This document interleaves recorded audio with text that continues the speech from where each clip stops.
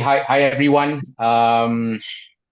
It's been quite a while. It's actually my first time doing a video podcast on LinkedIn and maybe other social media sites. And the focus really is on looking at HR and recruitment issues here in Singapore and around Asia. Um, It'll probably be 15-20 minutes long in terms of the videos I want to cut so it keeps it short and simple. Follow me, give me a thumbs up, give comments if you think this video makes sense for you, going forward. We have a very special guest for hopefully the first of many videos. It's my ex-colleague from Unilever, way back when in 2017, I think. So she's Anthea Lam. So going all the way back in Unilever, but ever since she's done quite a lot. I'll just turn it over to you, Anthea. Maybe you can just, quickly introduce yourself. Okay, thanks, Stephen, for having me. Yeah, we go way back in Unilever. I think it was 2019, but it's been a while, and I think we have been talking about this, Stephen, for many years about Yeah, doing for quite a podcast while, yeah. together. And then now I think my current juncture, finally we are able to do it, right? So I think just a little introduction, right? I think for me, I'm a HR professional, and mostly my background is in campus recruitment. I did recruitment for internships, even, you know, graduate hires. And why, campus recruitment is that I think it keeps me energetic. And also one other thing is that, it gives me a lot of fulfillment, especially when I'm able to give someone their first internship or job, right, in their career path, right? So that's where I am at, right? So glad to have everyone here, and also speaking to you, Stephen.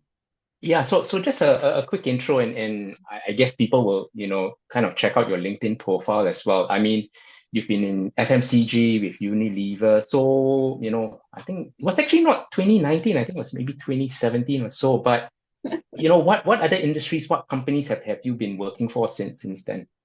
Okay, so I think I did a short stint in Temasek Foundation, mostly as a generalist in the organization and people function, right? And also I was also in charge of the trainee portfolio.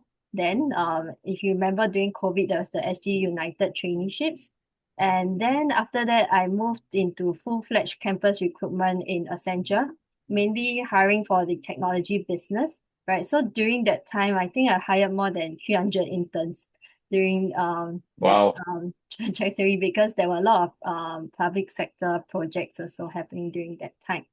And then after that, also got myself into graduate hire recruitment in OCBC. So hiring for the management associate equivalent, hired for many different functions, including like group customer experience, or even group operation and technology, or even front office in global markets. So this is where I am at also. And then at the later part, I did actually help out in creating the first polytechnic internship and apprenticeship program in the local banking scene. Right, interesting. So FMCG, IT consulting and Accenture, then you move on to finance and OCBC, all the hot sectors, and also, of course, the Massive Foundation with NGO. So before we look at the three questions I have for you in campus recruitment, I get many folks out there, whether junior folks or senior folks, who are kind of interested about the NGO space, right?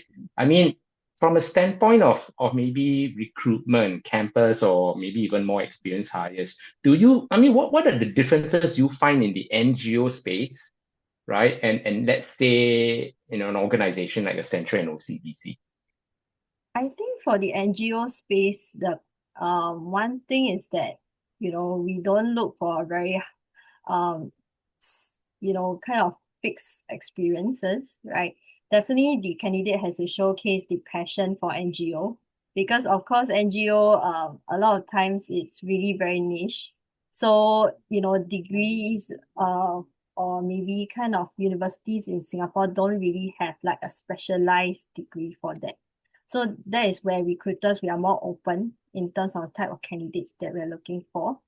And definitely, one of the other thing is that, candidates to showcase their passion, they should read up more on the NGO space and what is happening. Like, we have in Singapore actually a very strong NGO kind of ecosystem where there are many submits that are created, whether is it through Temasik's ecosystem or even through international foundations, right? These are some of the things that, candidates should read up for before going for interviews as well. Yeah, I mean that's quite interesting. As you know, I used to come from the Tony Blair Institute of Global Change.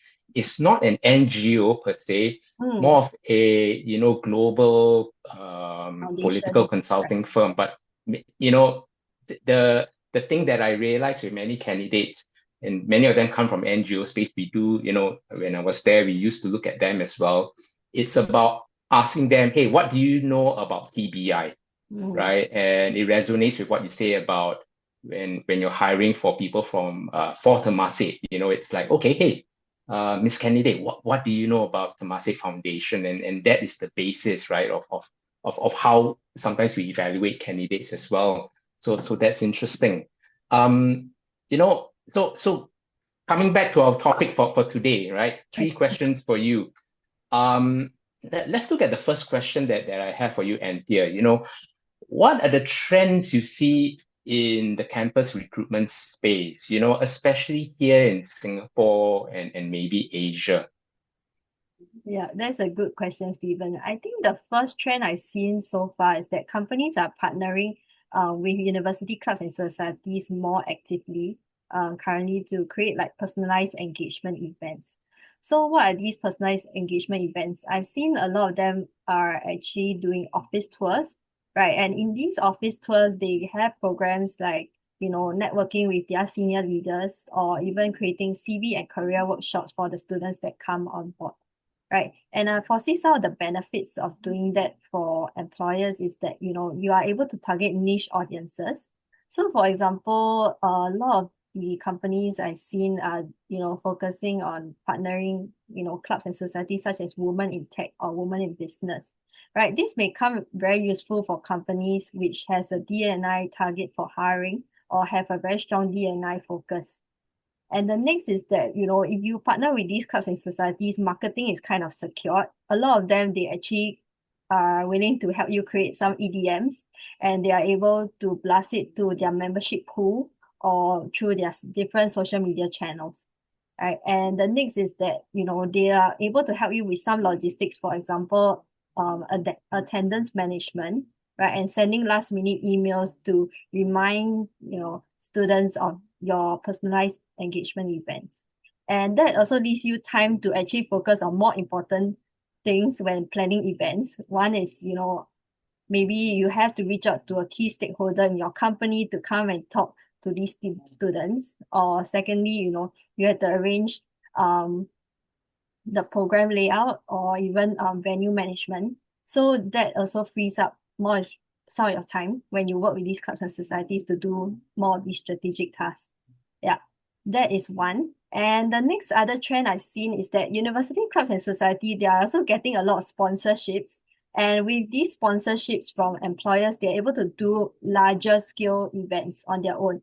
Let's say conferences for their specialization. So one event I recently went was HR Rising, which is to do with HR, and it was done by the NUS and SMU's HR centered clubs, right? And it was quite impressive because they were able to bring in quite a few C-suite um HR leaders for their panel sessions or even to actually create like HR centered master classes. And another conference I've seen is the Asia Investment and Banking Conference that is actually student run. And they do it in hotels. This year is going to be at National Gallery. And in these events, they either create like panel sessions, they also create like master classes to share on, specific pet topics, right? And some of them also allows you to actually create booths to engage these students. So this also brings a lot of opportunities for your employer branding front and also allows you to target key niche audiences on a bigger scale compared to doing the personalized engagement events we talked about earlier. Yeah, I think that's quite interesting when you're looking at job functions per se, right? On the HR front, and then of course investment and banking, right? Rather than a kind of a catch-all. I know certain organizations would probably get a boost space from one of the universities, and it's not looking at a specific job function, but all job functions, right? And therefore you kind of lose that focus, so to speak. So that's interesting. Um, I just hopefully I can get you to address the elephant in the room, which is in today's world, we can't, whether you like it or not, we have to talk about AI. So Mm. are there any trends you see in AI with regards to campus recruitment and how organizations are using any AI tools to funnel, interview candidates, or maybe to help educate hiring managers? Yeah, that's a very good question because actually earlier this year I went for another early engagement event, and in the panel there were students that said that they use AI in every part of their lives, including job applications. So as recruiters, how do we sift out students that are from the pool that are using AI nowadays? How do we differentiate the human from AI? Yeah. Right, that is one key thing. So I guess some employers are insisting that students actually do interviews on site or assessment centers on site, which is quite valid. But even in assessment centers, we also see that students are also using AI, right? So I think we cannot eliminate the use of AI, but more of like, can we through these interview you know styles like assessment centers pick out like different skill sets that we're looking for, like critical thinking skills or maybe their presentation skills, which can't be replaced by AI. So these are some of the things that we still have to assess. And for the recruiter's viewpoint, how we can use AI is that I think generally recruiters, especially campus recruiters, we hire for different functions, and some of them are very niche. But how do we actually, sell the role, right? So one thing is that I like to do is put the JD into AI or ChatGPT equivalent, and then ask them to, increase the sellability of the role, or how can I position the role to someone that is maybe from not from the sector, if the role is very hard to hire, for example. So I think that helps. And I think definitely also maybe if you are having that chat with the hiring manager before you start the recruitment, ChatGPT can help you generate some questions to ask the hiring manager so that you don't miss any key questions in the recruitment process and are able to sell the role better to your candidates. Okay, and I'm going to put you on the spot before we move on to the next topic. Any AI tools, you're aware of or you have used besides ChatGPT? I have recently used Perplexity, which is Yeah, I use that as uh, well. Yeah, similar to ChatGPT, but I think one strong point for Perplexity is that they are able to give you the source of right. which they get their information, which is very useful for, I think, students, even in maybe if the company allows you to use any AI tool, that will be useful to, validate the source. Because I think ChatGPT, if I'm not wrong, you're not able to see the source. And then sometimes, hiring managers or assessors may ask you, okay, where do you get this information from? So I Yeah, think that is very key for that. yeah. Mm. I remember that in Unilever, a few years ago, we were using Higher View.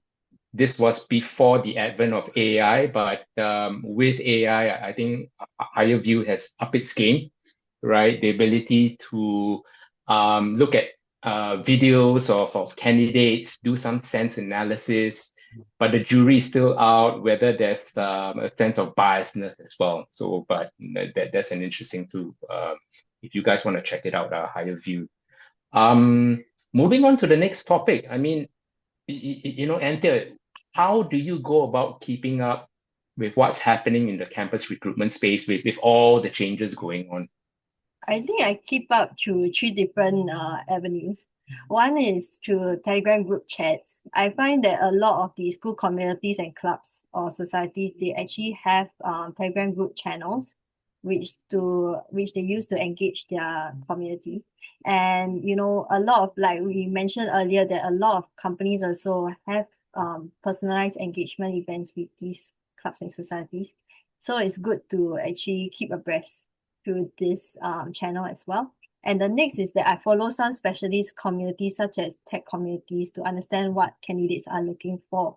So I've seen a trend, for example, during the COVID season where there was a tech boom, right? A lot of the community members, they were talking about TC, which is like total compensation. But now a lot of them, they are moving to talking about, is this company stable? i.e., is there retrenchments going on? So I think the shift, we can kind of see the shift in candidates' perspectives as well, or what they're looking out for in these communities. And the next avenue I look out for is that I follow some of the calendar of events on different universities. So some schools, like for example in NUS case, they actually post like calendar events for their career engagement. So it's also another channel to follow some of your employers. And the last one, I follow some of the key employers for social media accounts, whether is it on TikTok, Instagram, or LinkedIn as well. Because some of them, they actually follow on key trends.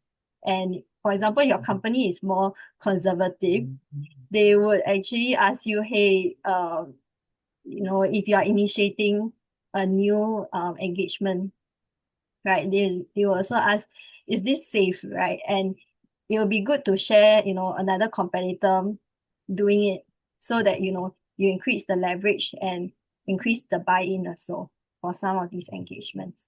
So these are the three avenues I look out for.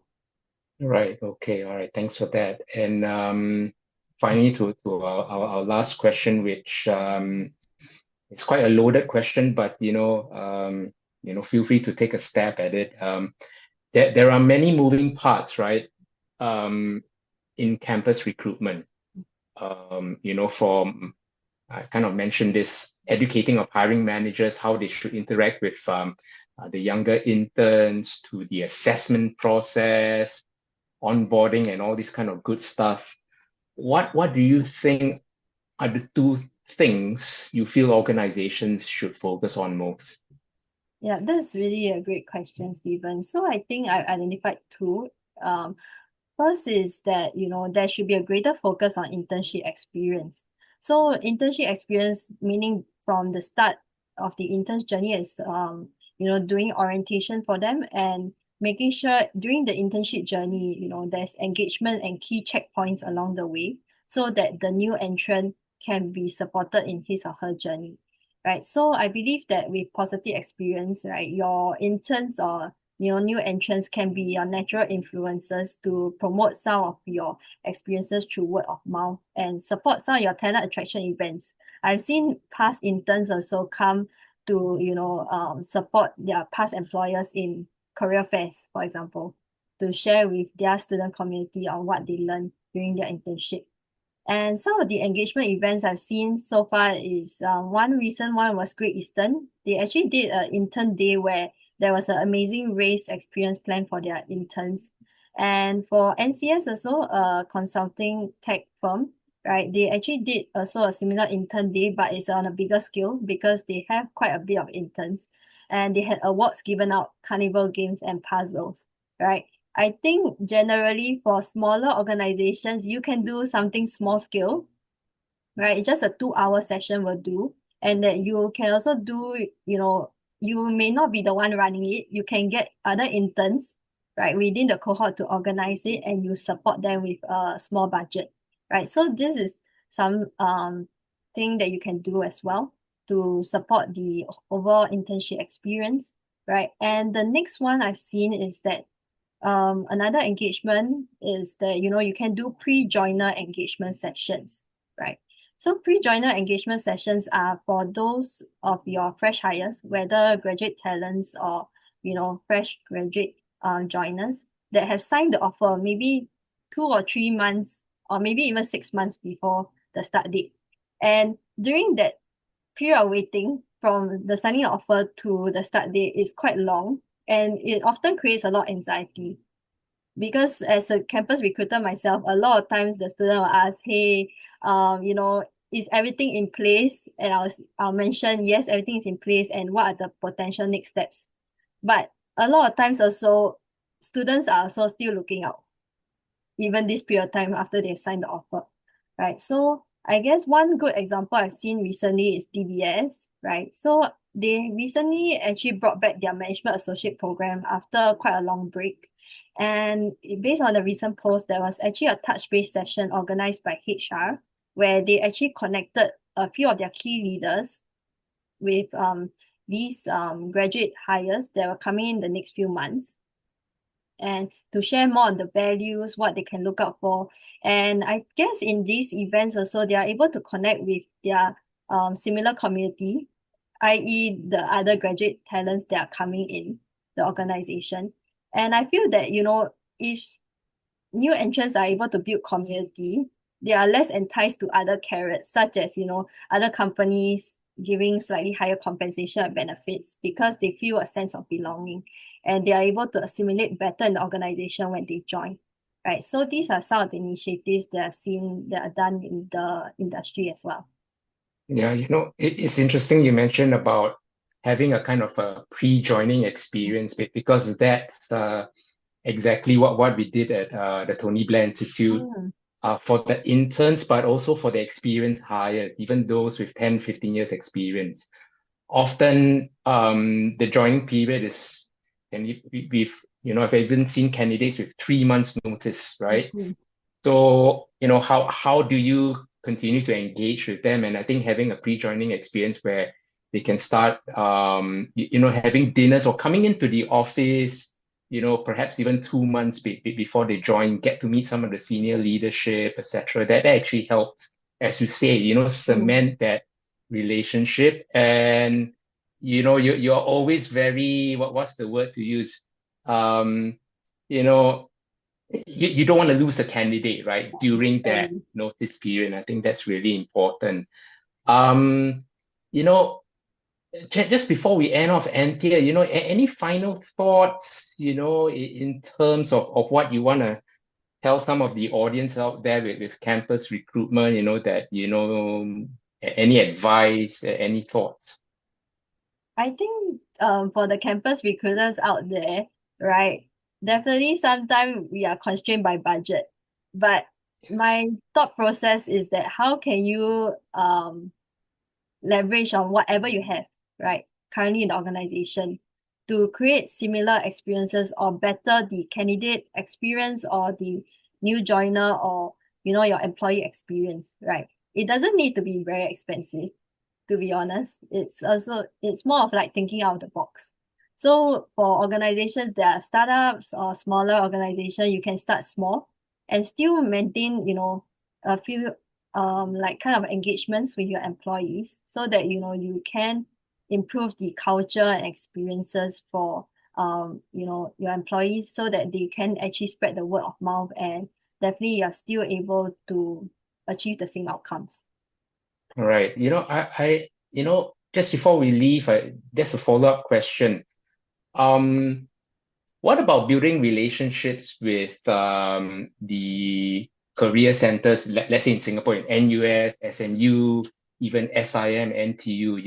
I often find that perhaps organizations are not building better relationships with the career centers of these universities and even asking advice from these universities, right? People who are running these career centers because they deal with the students day in, day out. Do you think that helps? Like you mean engaging with the career services office? Yeah, and really understanding from an organization, let's say I'm a campus recruiter and I might not know the psychology of what some of the second or third year students are thinking, but asking the career centers in these universities to say, hey, what makes students tick, especially your students in your university. I just feel that sometimes they're not leveraging of this relationships. I think it's still very useful to maintain good relationships with them. Right. I benefited from quite good relationships with some of the career advisors. And one of the things they are able to share with you is insights, like we mentioned, like what students are thinking, and also because they engage with your competitors also in the same industry. Yeah, Sometimes is good to ask, what are my competitors doing, or what are the trending engagement events, right? Or engagement um styles that yeah, companies are trying out so that we can potentially still keep relevant. And then one of the areas that I seen career advisors coming in very strongly is that they are able to promote new programs or you know new student bodies to you. For example, I think for NUS they are creating a few new like subjects or kind of new degree programs, and how it can help us, build a pipeline or, of talents from, more diverse backgrounds compared to just targeting the same degrees that we've done. So I think they are able to bring that kind of insights, and we are able to try and test out also whether these communities are suitable talents for, our employ for kind of our talent attraction strategies. So okay, interesting thought. So guys, with that, we've come to the first of hopefully other many podcasts in the HR recruitment space. Thanks again, Anthea. no And worries. do comment and do reach out to Anthea as well and link up with her. Thanks, everyone. Bye. Okay, bye.